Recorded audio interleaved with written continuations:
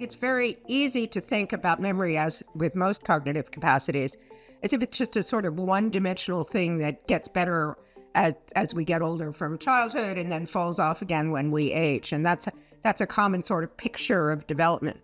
But when we look at children and we look at infants, what we realize is that there's actually many different kinds of memory, many different functions that memory serves, and that there are trade-offs between those different kinds of memory. And children in childhood seem to have memory capacities that are very well suited, as Tomás said, to that particular capacity they have for an incredible amount of learning and extracting a lot of information from the world. And in some ways, that means that their memory is quite different from the kind of memory that we think of in adulthood. And I think there's some evidence that it switches again in older life. So instead of thinking of it as just, okay, there's this one thing, we get more of it as we get older, we lose some of it as we age, we should think about different kinds of memory, different memory systems, different kinds of neural instantiations that serve different kinds of functions.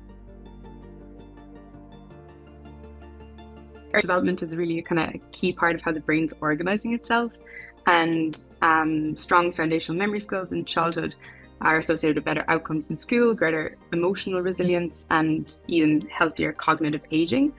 And kind of on the flip side, disruptions in early memory, whether it be to stress or trauma, can actually do the opposite. But the good news is that early interventions work. So through supportive environments, responsive caregiving, and play-based learning cues can strengthen memory systems during this most plastic kind of formative phase.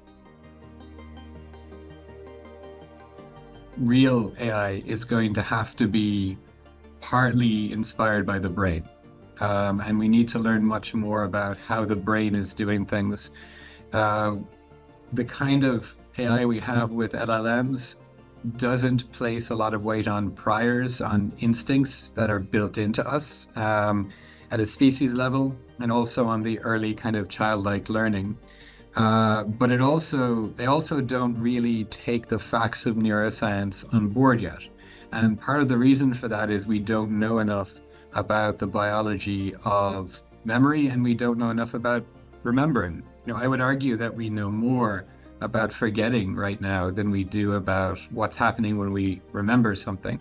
And in the case of forgetting across infantile amnesia, it's possible that what we're seeing is really differential remembering. And what I think increasingly is happening is that other memories are competing for expression. So even though my colleagues and friends, and even my own ego might think I should remember this, my brain is smarter than that. My brain is smarter than my consciousness, and it's deciding to express other things and to think about other things. And I think the problem is we've designed so much of society, particularly our education system, around mismatches that are not biologically reasonable. They don't fit our past evolution, and I think they certainly don't fit our current situation or future situation.